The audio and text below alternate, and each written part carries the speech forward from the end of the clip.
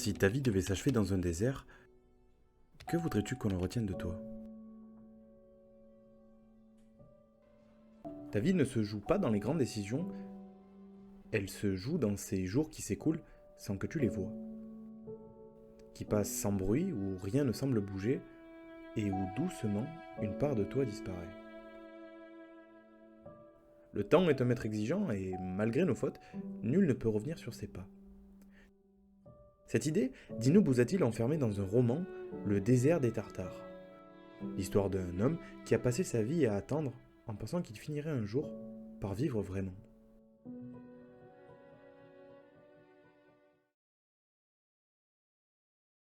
Giovanni Drogo est un jeune officier au début de sa vie, à cet âge fragile où tout semble encore ouvert, où l'on croit que quelque chose d'important nous attend quelque part. Comme si le monde avait prévu pour nous un moment précis. Une occasion unique, un instant où tout prendrait enfin sens.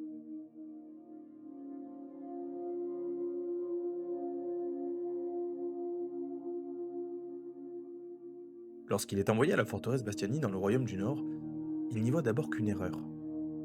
Une étape inutile, un lieu de passage, avant une vie plus réelle, plus intense, plus digne de ce qu'il imagine pour lui-même. La forteresse est isolée, perdue aux confins du monde, dressée face à un désert immense, un désert silencieux qui semble s'étendre à l'infini comme une promesse vide. On raconte qu'au-delà de cet horizon pourrait surgir un ennemi, qu'on appelle les Tartares. Et chaque jour, pris isolément, n'a rien d'alarmant, rien de dramatique ne se produit, il n'y a ni guerre, ni catastrophe, il y a seulement une suite de gestes simples, répétés avec une régularité presque apaisante.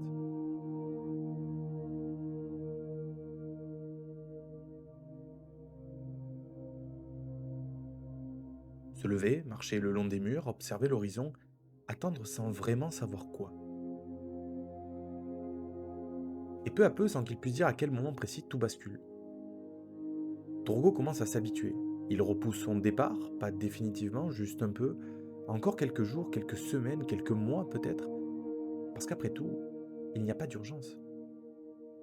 Parce qu'il reste cette idée presque invisible mais persistante que quelque chose pourrait arriver et qu'il serait dommage de partir juste avant. Alors il reste, et c'est ainsi que le piège se referme, non pas dans la violence mais dans la douceur.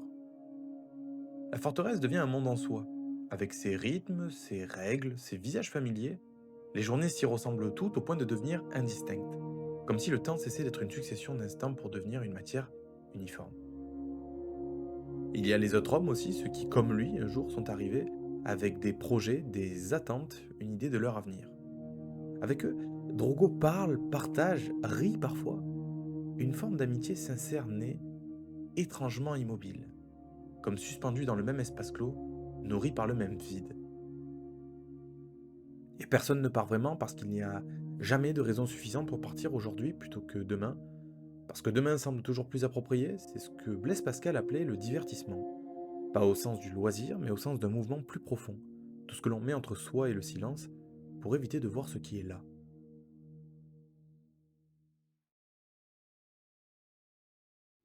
On voit apparaître quelque chose à travers les soldats, les commandants et petit à petit Drogo, une forme de maladie qui ne touche pas le corps mais la volonté.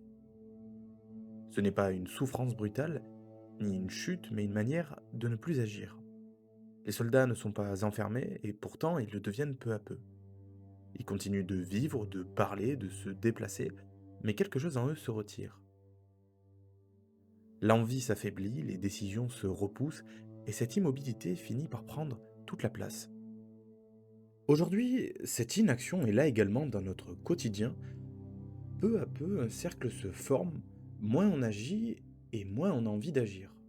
Ce n'est pas seulement qu'on ne fait pas, c'est que chaque action devient plus difficile à engager. Alors, on reste là, sans force, sans voix face à nos rêves, on remplit le temps sans vraiment avancer. On a d'ailleurs cette même idée dans Oblomov de Ivan Goncharov. Oblomov est un homme qui a des projets, des envies, une vie possible devant lui, mais qui ne passe jamais à l'action. Il ne refuse rien, il ne décide rien, il repousse simplement jour après jour jusqu'à ce que ses désirs perdent leur force et que sa vie se réduise à ce qu'elle est déjà. Il ne rate pas un moment, il laisse le temps faire à sa place, et c'est en ça qu'il rejoint Drogo. L'un attend que quelque chose arrive, l'autre attend de commencer. Mais au fond, ils vivent la même chose.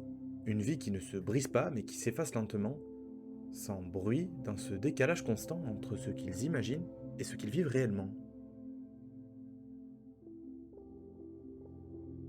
Giovanni Drogo nous parle d'autant plus parce qu'il n'est pas un héros.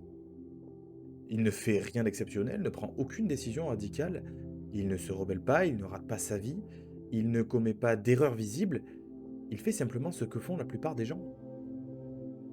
Il attend, il s'adapte, il repousse, il se dit que ce n'est pas encore le moment, et c'est pour ça que son histoire dérange. Parce qu'il n'y a rien à condamner, rien à corriger, seulement une suite de choix ordinaires qui finissent par former toute une vie.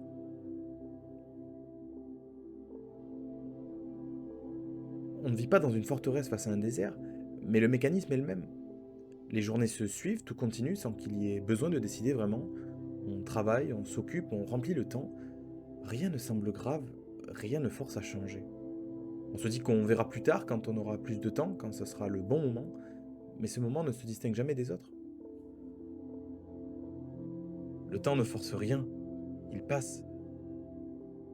Et dans ce passage, ce qui comptait au départ prend moins de place.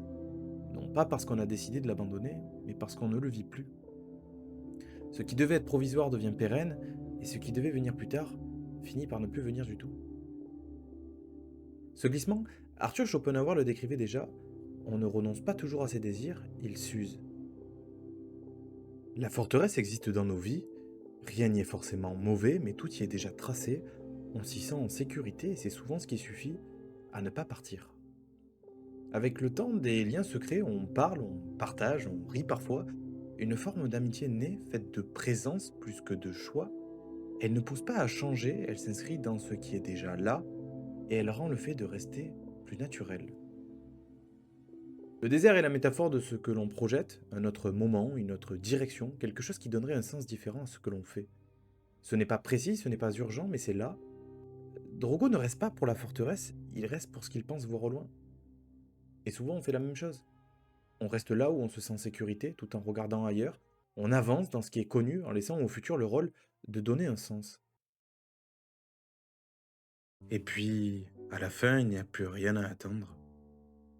Giovanni Drogo est trop faible pour rester. Et ce futur qu'il regardait au loin, devenu mirage, et dans ce moment, il n'y a plus d'illusion. Plus de plus tard, on l'éloigne de la forteresse au moment même où ce qu'il a attendu toute sa vie semble enfin apparaître. Il voit désormais le temps qui a passé, contraint d'accepter cette fidélité sur ce qu'il n'a pas su être. On parle beaucoup de sens. On nous pousse à devenir quelqu'un, à trouver une voie, à atteindre une version plus accomplie de nous-mêmes.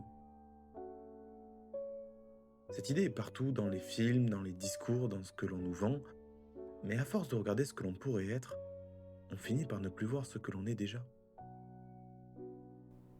Et le temps lui passe, alors on attend le bon moment, les bonnes conditions pour réaliser nos envies, nos rêves, et on reste là. Pas toujours par choix, mais souvent par peur, peur de se tromper, peur du regard des autres, peur d'échouer. Alors on avance, mais sans vraiment s'engager, on ajuste, on retarde, on prépare, et peu à peu, sans rupture, ce qui devait être provisoire devient une manière de vivre notre vie. C'est exactement là que commence l'histoire de Drogo et où elle se termine. Parce qu'au fond, son histoire ne parle pas d'un homme, mais de ce moment dans nos vies où l'on repousse encore et toujours ce que nous voulons vraiment pour nous. Et si l'histoire de Drogo dérange autant, c'est peut-être parce qu'elle nous ressemble. Dans tout ce que l'on n'a pas saisi, dans toutes ces routes que l'on n'a pas prises, non pas faute d'envie, mais parce qu'on n'a jamais osé y faire le premier pas. Malgré tout, cette histoire ne nous montre pas seulement ce qui se perd. Elle rappelle aussi ce qui reste possible. Le temps ne s'arrête pas, mais il ne disparaît pas non plus. Il est là, dans ce que l'on voit encore, dans ce que l'on peut encore vivre, et peut-être que tout ne tient qu'à ça. Il n'y a pas de moment parfait pour commencer, pas de certitude qui précède l'action. Essayer, c'est souvent avancer sans garantie. Simplement accepter de ne pas tout maîtriser. Comprendre que le monde tournera avec ou sans nous, même avec ce que l'on a accompli. Et quelque part, au milieu de ce mouvement qui parfois n'en est rien, il y a un instant qui compte davantage, un seul, celui qu'on choisit de vivre maintenant.